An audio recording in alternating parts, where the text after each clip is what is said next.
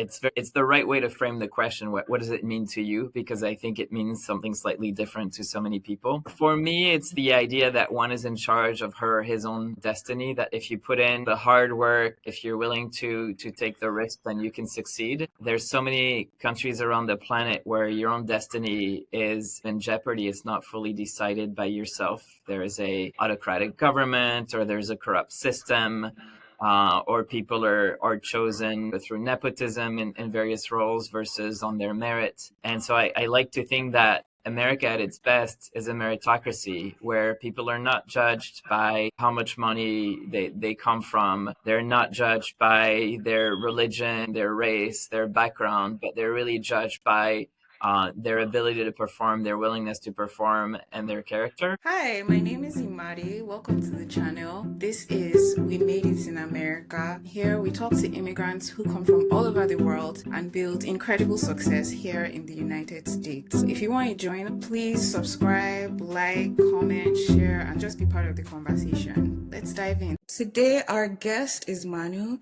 Manu is the CEO and co-founder of Mpower Financing, and Mpower is the leading provider of global educational loans, and it's a fintech company. Mpower has to date processed over $2 billion in loan applications, it services people in over 190 countries around the world and over 350 schools in the US and Canada. Before founding Mpower, Manu worked in companies like McKinsey, Capital One, and he studied at schools like INSEAD and University of Virginia. Thank you so much, Manu, for being here. Thanks for having me, Imade. Really happy to be here. Yeah, thanks. I want to start at the beginning of your journey. You are from France. You grew up in France, but you also have talked about how you moved a lot with your dad's line of work, France, Belgium. So what was growing up in France, but also on the move like, and what made you decide to come study in the US? Sure. Me back to my childhood. I did grow up moving roughly every 2 years. My dad was just a very ambitious, maybe a little jittery human, and so he's very career oriented, and so he kept getting opportunities every 2-3 years or so. So either within a company or across another company in his industry. He's a paper engineer by background, if that that shows you that sort of the degrees at the time. I guess chemical engineer would be the better term today. And so kept moving to small factory towns, oftentimes across Belgium and France. When I was 7 years old, we actually lived in California for a year and a half. My dad got an MBA from UC Irvine. And so that was my first exposure to the U.S. and I guess an international student to the U.S. My father. And so when I turned around 17 or so, finishing up high school, my dad planted a seed in my head and said, you should really consider studying beyond France. And I was sold right away.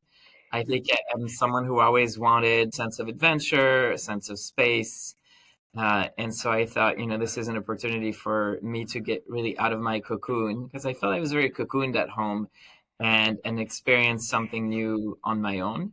And I felt very independent. And so I applied to schools in the UK, in Spain, as well as in France that had a component of like studying in France and then going abroad. And I also applied to a number of universities in the US. And got into several schools overall, and really decided on the University of Virginia because it was ranked #1 as a public school in the U.S. at the time, and I was very passionate about public education, for better or worse. And I also had a very strong value system. There's a very strong honor code at the school, and that appealed to me. Then they are also a very good value for money. They're always ranked as one of the best sort of return on investments relative to other schools. And yeah, I come from a fairly modest background, and my parents had helped saved up. My grandma had saved up for me in my education. And so it was important for me to find something that was modest in terms of cost as well. And so that's ended up at the University of Virginia. So you got your bachelor's in computer science in UVA in 2003. You also got at the same school a master's in information engineering in 2006. But during your experience, you've spoken about how you yourself struggled financially while you were in school.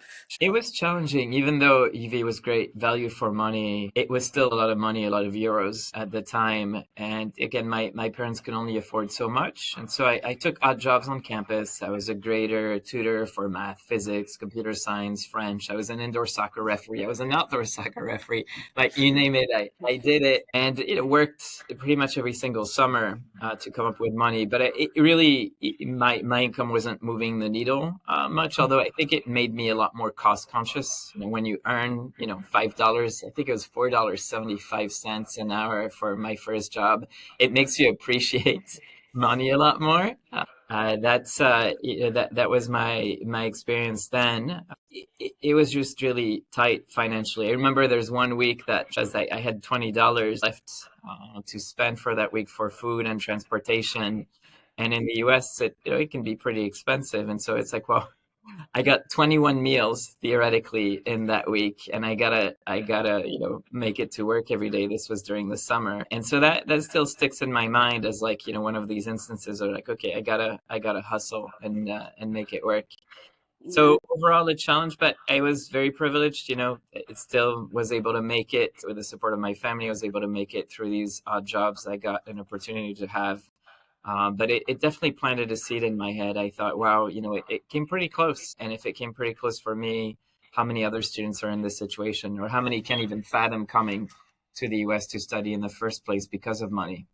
It's great to see that at that time you were already thinking about other people still.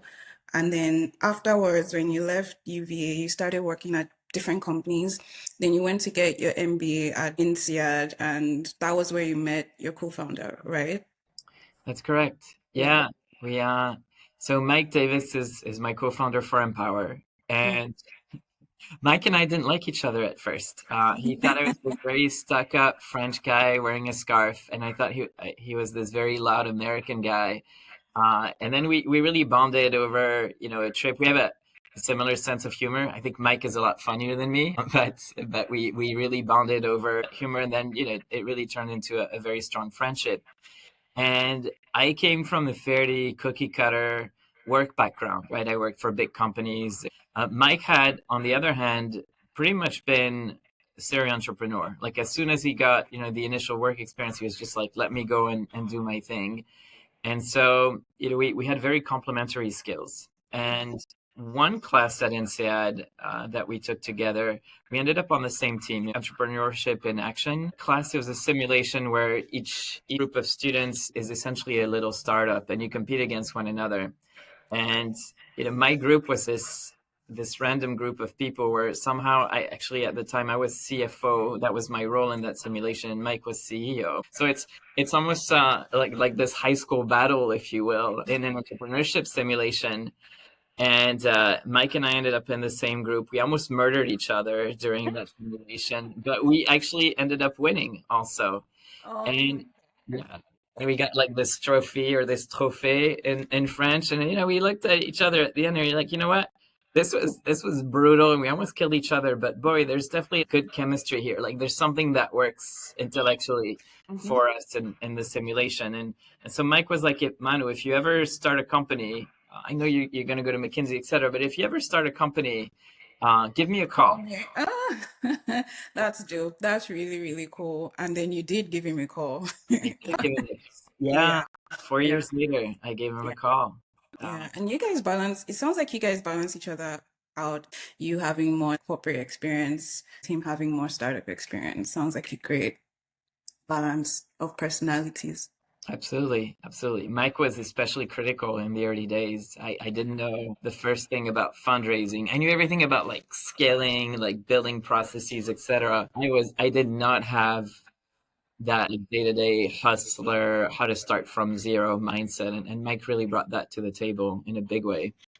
After you were at INSEAD, you worked at McKinsey and you were on the partner track, you had got promotions, and then you just went and started a company and you left McKinsey. So I know you've talked about your own experience financially in school as an international student and then seeing it with others, but what were the triggers for you that made you just give up all that you had already built for something that was so risky, starting a new company in this kind of new space? At McKinsey, I had a lot of fun, especially in the latter years as I could focus more and more on financial inclusion and financial services projects. And I spent a lot of time actually in Nigeria working on mobile money access and other fun projects. Then in 2014, I started to get a little jittery, meaning like I think I was sort of like getting ready to do something else. And I was evaluating, well, do I switch offices? I've done a lot of work with McKinsey in Africa. Should I go to the Joburg office? Or should I transfer to the San Fran office and focus more on fintech?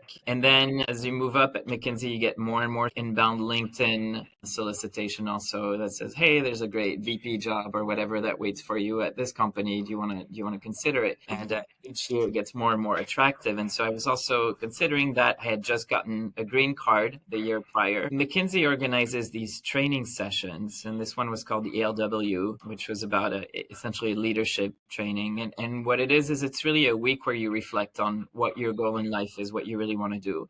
And it became very clear to me during that week that I was very passionate about creating something of my own and having a real tangible impact on people.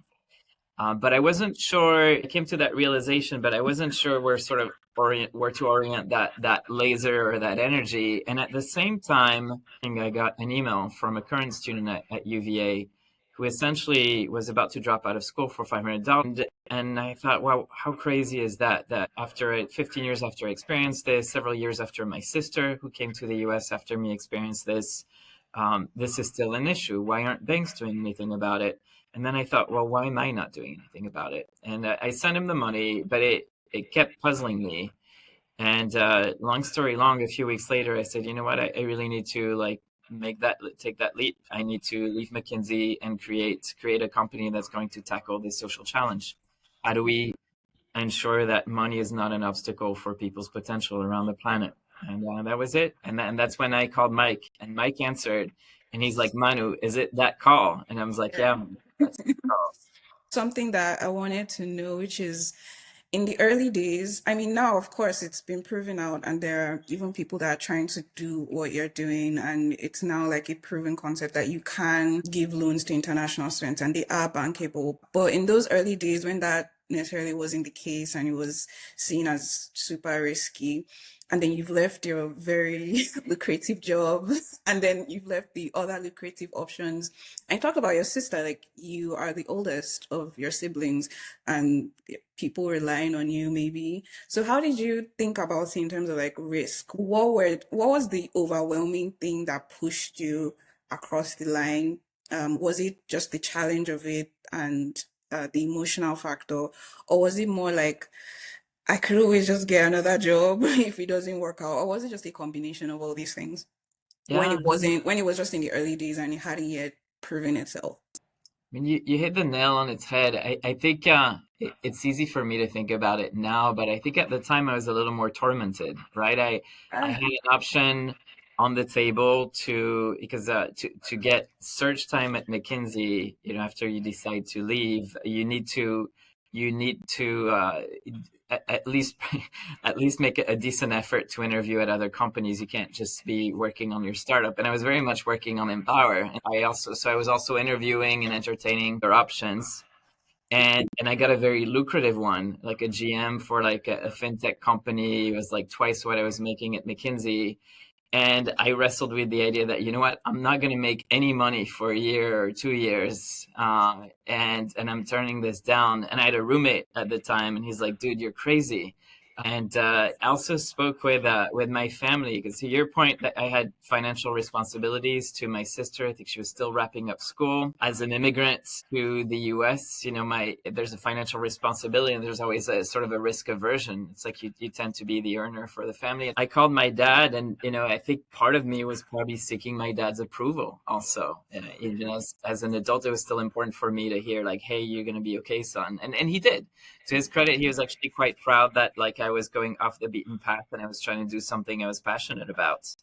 And so, that and my own willingness, and then some early select and market discovery I did, where I went into my contacts at various universities, and I spoke with financial aid officers, and everyone was like, they didn't know that whether or not I could do it, but they certainly recognized there was a need. They were like, yes, DACA students are left out, international students are left out. There's a huge need for financial solutions. And so all that combined made me comfortable to take that leap. And to your point, it's true. I also thought, you know what, if it doesn't work out after a year, I can go back to a VP job or something else that's safer, but will pay me a salary. I'm not worried. At the time, I wasn't married. I didn't have kids. I had a small apartment. So financially, I was safe. I had some savings. It was a place of privilege. Again, I always talk about entrepreneurship is really a place of privilege because it typically, you have to have a certain amount of savings. You have to have a certain amount of security for you to take that leap, and that's not a given for most people. And so I'm always thankful and appreciative that I had that opportunity, that I didn't have a big family and mouths to feed, and I had some savings having worked at McKinsey for 4 years prior. Right. It's so cool that your dad supported you in that because that's, like you said, usually people are risk averse, and that tends to come from your upbringing or your family. So I think, yeah, the fact that your dad was supportive must have been really, really encouraging, right? Absolutely. Absolutely. Yeah. We all seek our parents' approval to some extent, and Yeah. it's always, it's always very encouraging when, Yeah. when it aligns. I don't know what would have happened if you said, "No, you're crazy, don't do it." So at this point, at the point of starting Empire, you had worked in traditional corporate type of companies and also things like elite education, INSEAD, UVA, those types of settings that are more established. So what was it like making that transition? I know you said you had support with your co-founder having that experience, but you yourself, what was it like rewiring your mind to like the messiness of the startup environment? So there's ways in which McKinsey helped because you're always doing short-term projects, you're putting arbitrary deadlines to try to accelerate change, etc. You're used to managing small teams. You can be shipped to any part of the world in a short period of time. So in those ways, I think that was very helpful and I was very good on that side. In other ways, like fundraising, I was terrible at. It took me a while to understand that for people, it was just as much an emotional decision. And it was really an investment in me. My initial slides were like, hey, here's all the numbers in the world. And here's what, like, factually, it's a no regret move to invest in. And the reality is, like, you don't have that many numbers when you're starting off. It's a nice pitch deck.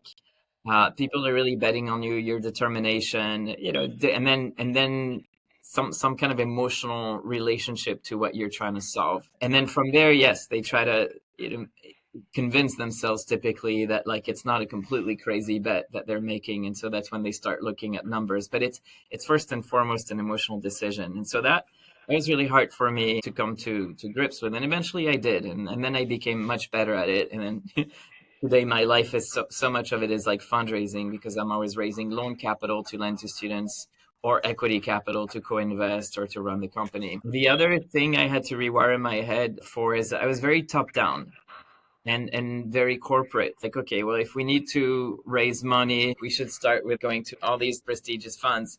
Meanwhile, Mike would go into a bar and by the end of the evening, he'd raise like $25,000 from two different investors. And it was just like, it was a very different approach. And his worked much better in the early days. He brought in a lot more of the money to the table, which was critical. Or that scrappiness type Yes. of mentality. Yeah. Yeah. Absolutely. Again, that combination worked really well. Those are some of the ways I had to rewire my brain. The other thing is it's a lesson in humility. So having worked at these big companies and having had these fancy degrees or whatever, I was used to easier access to people. And the McKinsey name behind you also, whatever you say, if it's like it comes from McKinsey, it's like it might as well like you might as well come down with like some plaques and inscriptions from God on them, right? It's very, very strong.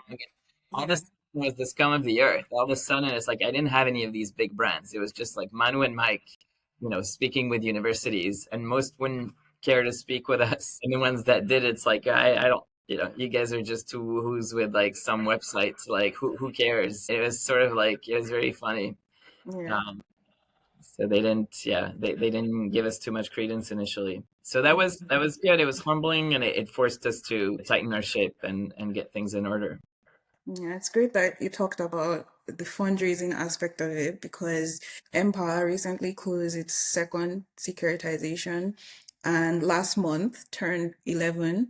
So you've been serving international students and operating for 11 years, which is astounding at this point. So what do you think of as like the next step or the next phase of Empower, whether that's like geographic expansion for like the schools that you serve, or maybe like expansion of services beyond loans? Or what are your thoughts on the future of Empire in the next 11 years? Today we serve students from all around the planet going to two different geographies, schools in the US and schools in Canada. In Canada, we're not yet in all provinces. We're not in Quebec, for instance, and I think that's a missed opportunity for us. And so over time, we'd love to expand within the US and Canada, and then geographically to places like Australia or the UK, New Zealand, Western Europe. There's definitely huge potential there. A lot of students going to these places. And so I think that's one opportunity.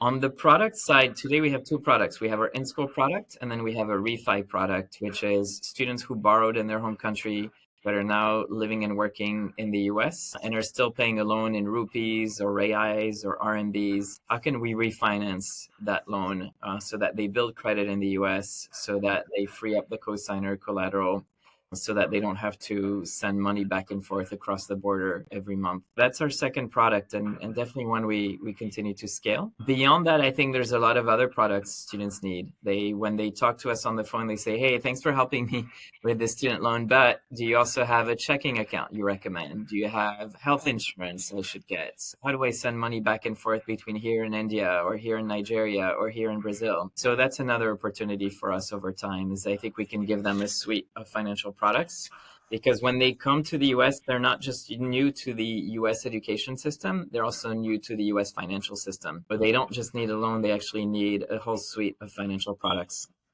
Yeah, I think that is very interesting because speaking for myself, that's so true because like you said, the US financial system is particularly complicated. And then, especially when you're not able to import a lot of your own, whether that's credit history or other things from your experience in other countries. So, yeah, it's interesting though. I guess it will be very complex, navigating those because it's also really regulated. But it would be so helpful, and you've done something equally difficult already with this. So, it'll be exciting to see that. Yeah. I joke Yeah. I'll be 70 years old when I retire from Empower. There's a lot to do. Yeah, there is, and it's helping so many people. So I have to ask your thoughts on the current like political environment because you wrote an article early this year, like in January, and you had a very interesting thought there that I wanted to ask you about, where you said something to the effect of people think of international students in the US as importing people, but we should really think about it as exporting US cultural values and the value system of America, and thinking about international students as like soft ambassadors, was how you put it. I wanted to get you to talk more about that because that's a very interesting idea.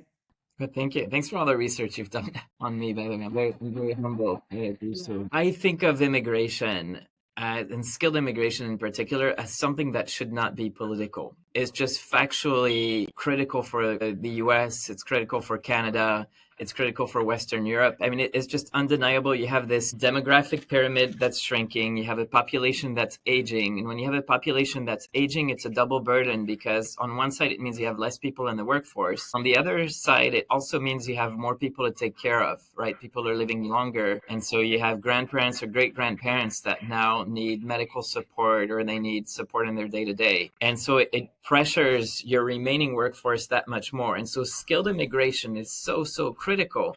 I think in 20 years, countries like the US or others are going to look back and say, how were we so stupid? Like, how could we had people, literally the best and most talented people around the world, and knocking on our door, begging to come in to spend their money, $50,000 a year or so on education, and then stay and contribute millions of dollars over their lifetime to the US economy. we treated them like crap, and in some cases we turned them down. And so I think I want us to not regret that. I want us to make sure that today we're actually welcoming what I would call, like in Canada they call immigrants newcomers. I think that's the right mindset. I think, again, we think about bringing people in or accepting international students to the country. In reality, we're really exporting higher education, right? Again, these are buyers of a product that's $50,000 or so a year. It's like they're buying a luxury car every single year. And that's how we should really see it. So we should welcome them with a red carpet to working here and contributing to the economy. I think it's just ridiculous what's going on and how we think of these students today. What's also interesting, again, the reason I say it should not be a political issue is these students contribute so much even to red states or red cities, so to speak, in the US. You have a lot of college towns, you have a lot of small cities across the US that are so dependent on the income they get from the university and the university employment, and that are so dependent on that workforce, then staying there and working at the local factory or the local bank or what have you. And again, unless we continue to have skilled immigrants in general coming and essentially supporting the economy, like, who's going to run it? It just doesn't make any sense to me. So anyway, I'm quite passionate about it. But it's a really important issue to be passionate about, especially in these times. So yeah, it is something we need to know more about, and more people need to be aware of. In reality, like you said, international students give a lot back. High skilled immigration in general gives a lot back to the country. So it's important that more people know about the symbiotic effects and how it's beneficial to everyone. So thank you for your passion. Thank you. Yeah, it's hugely important. What is the job of a CEO? Like, what is the one job of a CEO? A CEO obviously has many jobs: strategy, setting the vision, recruiting, culture, raising capital. But what is the one thing for you? If you stop doing it at Empire, from that day, you should no longer be considered the CEO. You should be considered a figurehead. Or if you had to delegate that, you're not the CEO anymore. The job of the CEO depends on the stage of the company. So it's evolved over time.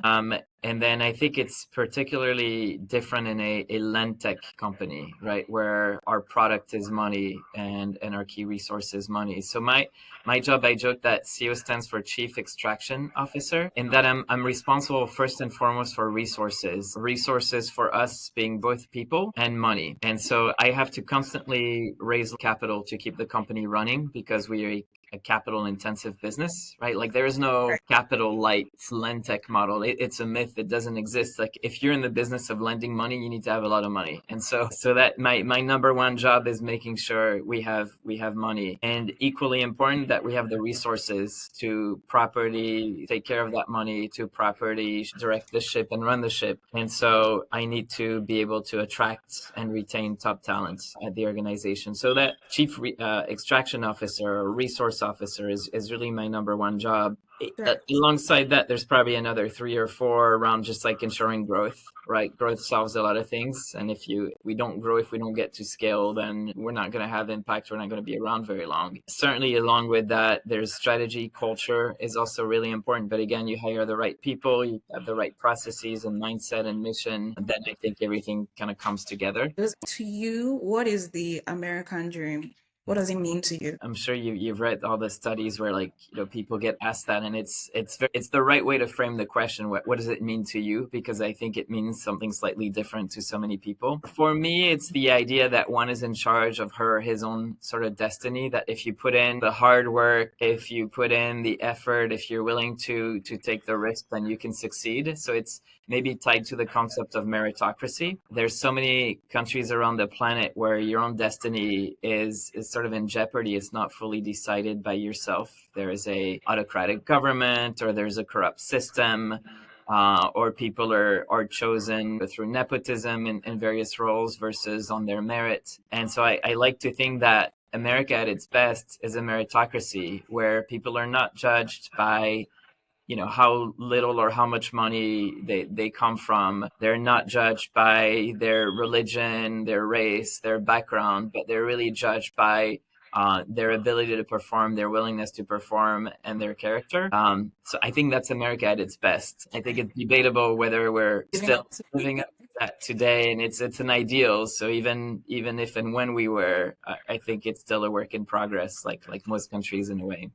Yeah, and I think that's an amazing way to put it because it's not perfect in execution, but like you said, I think it's the default around the world that that's not going to be the case. That whether it's a government or anti-freedom movement that's stopping you from being yourself. I like what you said because when people talk about American dream, the default is think about like freedom of capital, like you may have the ability to make a lot of money and live the life that you want, but also freedom of being like you can determine what you want to be. Last question, it's a bit generic, but I think it's important. What advice would you give to like a younger version of yourself, maybe the version of Manu who was just coming to the US to start at UVA? What do you wish someone had told you at that point? Huh. That's a tough one. I think I worried a lot when I was younger. I probably still do. And I think if I look back, there's various paths, and they're either good or great. I think if you come to the US and you make it to a really good school, you're gonna be okay, right? Like the rest of your life is either good or great. And yeah, there's things you can't control, right? Like illness in the family or your own or accidents, etc. But for everything else, like choosing a job or an internship or the right class or the right major and all that stuff, I think I spun my wheels a lot. Same in relationships. It was always like, oh, am I with the right girl? Like, it was just, I think I put a lot of thought, or there's a lot of worry around that. And in the end, it's like, que sera sera in a way, right? You're gonna be okay in all these situations. And so I would stress out less and I would live more in the moment. Yeah, I think I need to hear that too. So thank you. Thank you. And yeah, thank you so much for being here.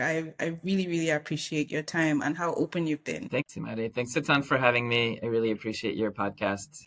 Thank you so much for watching. I really, really hope you found that helpful and inspiring. Don't forget to check out the links below. Like, subscribe, share with anyone else you think would find this helpful. And yeah, see you in the next episode. Bye.